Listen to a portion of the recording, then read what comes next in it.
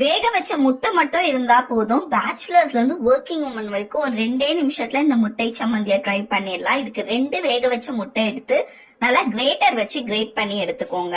இப்ப கிரேட் பண்ண முட்டையில 1/2 ஸ்பூன் அளவுக்கு மிளகா பொடி, 1/4 ஸ்பூன் அளவு கரம் மசாலா, 1/4 ஸ்பூன் மஞ்சள் பொடி, 1/4 ஸ்பூன் பெப்பர், உப்பு தேவைக்கேற்ப போட்டுக்கோங்க. ஒரே ஒரு பொடிசா கட் பண்ண வெங்காயம் ஆட் பண்ணி தாளிப்புக்கு 1 டேபிள் ஸ்பூன் அளவுக்கு எண்ணெய் ஊத்தி கடுகு கருவேப்பிலை போட்டு நல்லா தாளிச்சு இதுல சூடா ஊத்திட்டு நல்லா மிக்ஸ் பண்ணி எடுத்தீங்கன்னா ஒரு சூப்பரான முட்டை சம்மந்தி ரெடி. வீட்டுல இருக்க லேடிஸ் கூட 5 மினிட்ஸ்ல ஏதாவது செய்யணும்னு நினைச்சீங்கன்னா கண்டிப்பா இதை ட்ரை பண்ணலாம். அவ்வளோ டேஸ்டா இருக்கும். சுட சுட சாதத்துல போட்டு பிசைஞ்சு சாப்பிட்டு பாருங்க, அப்புறம் உங்களுக்கு தெரியும். நீலகிரி குருமா மின்டோட ரிஃப்ரெஷ்மெண்டோட தயிரோட லைட் டேங்கினஸோட சாப்பிட செமையா இருக்குங்க. இதுக்கு ப்ரெஷர் குக்கர்ல 1 டேபிள் ஸ்பூன் எண்ணெய், ஆல் ஸ்பைசஸ், 2 நீட்டு வாக்குல கட் பண்ண வெங்காயம் போட்டு நல்லா வதக்கிக்கோங்க.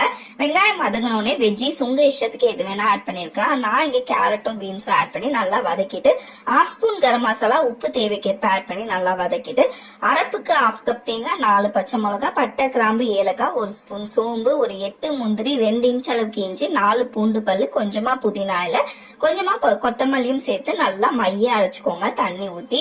இப்ப இந்த வெஜ்ஜிஸ் எல்லாம் நல்லா வதங்கினோடனே அரப்பையும் இது கூட ஆட் பண்ணி நல்லா மிக்ஸ் பண்ணி கொடுத்துக்கோங்க. இதோட 1 டேபிள் ஸ்பூன் அளவுக்கு கர்ட் ஆட் பண்ணி நல்லா மிக்ஸ் பண்ணிட்டு ஒரு கப் அளவுக்கு தண்ணி ஆட் பண்ணி நல்லா மிக்ஸ் பண்ணி விட்டு 3 விசிலுக்கு ப்ரெஷர் குக் பண்ணி எடுத்தீங்கன்னா ஒரு சூப்பரான நீலகிரி குருமா ரெடி. சப்பாத்தி, பூரி, இட்லி, தோசை, நான்னு எல்லாத்துக்கூடயும் சூப்பரா இருக்கும். கண்டிப்பா ட்ரை பண்ணி பாருங்க, அப்படி இருக்கும். இன்னைக்கு இட்லி, தோசை, வெரைட்டி ரைஸ், ஏன் ஒயிட் ரைஸ்க்கு கூட தொட்டுக்கிற மாதிரி சூப்பரான ஒரு துவையல் எப்படி பண்றதுன்னு பாக்கலாமா? இது பீக்கங்காயோட தோல்ல பண்ண துவையல். ரொம்ப டேஸ்டியா இருக்கும், ரொம்ப சிம்பிள் கூட. கொஞ்சம் எண்ணெயில உளுத்தம் பருப்பு, கடலை பருப்பு இதை ஃபர்ஸ்ட் நல்லா வறுத்தெடுத்துடணும். கருக விட்டுறக்கூடாது. நல்லா பொன்னிறமா வாசம் ஒரு வரைக்கும் வறுத்தெடுத்துட்டு சின்ன வெங்காயம், பூண்டு, காஞ்ச மிளகா, கருவேப்பிலை, ஒரு சின்ன துண்டு புளி இதையும் நல்லா வதக்கி எடுத்துருங்க. இதுக்கு கொப்பரை தேங்காய் இருந்தா நம்ம யூஸ் பண்ணிக்கலாம். அப்படி இல்லாட்டி நார்மல் தேங்காயவே கூட கொஞ்ச நேரம் இந்த மாதிரி வதக்கி எடுத்துக்கோங்க. பீக்கங்காயோட ஸ்கின்னை நல்லா கழுகிட்டு சின்ன சின்னதா வெட்டி வச்சிருக்கேன்.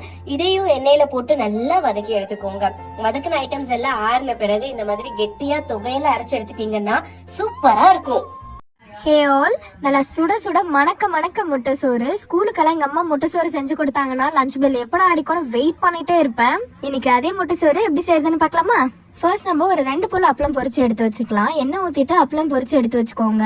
இப்ப அதே எண்ணெயில ஒரு 1/2 ஸ்பூன் போல சோம்பு ஆட் பண்ணிக்கலாம். ஒரு மீடியம் சைஸ் வெங்காயம் போட்டு நல்லா வதக்கிக்கோங்க. இது கூடவே கொஞ்சமா இஞ்சி பூண்டு பேஸ்ட் ஆட் பண்ணிக்கலாம். ஒரு சின்ன சைஸ் போல தக்காளி, அதுமே நல்லா வதங்கினதும் நம்ம மசாலா சேர்த்துக்கலாம். 1/4 ஸ்பூன் மஞ்சள் தூள், 1/2 ஸ்பூன் போல தனியாத்தூள், 1/2 ஸ்பூன் போல வெறுமிளகாய் தூள், தேவையான அளவுக்கு உப்பு. ஒரு 1 நிமிஷம் போல மசாலாவை நல்லா வதக்கிட்டு ஒரு 2 முட்டை போல உடைச்சு ஊத்திக்கலாம். முட்டையை பொடி மாஸ் மாதிரி பண்ணாம லைட்டா திருப்பி போட்டு 2 சைடும் நான் வந்துட்டு ஃப்ரை பண்ணி வச்சிருக்கேன். கொஞ்சமா கருவேப்பிலை சேர்த்துட்டு இந்த மாதிரி அப்பளத்தை நொறுக்கி போட்டுக்கோங்க.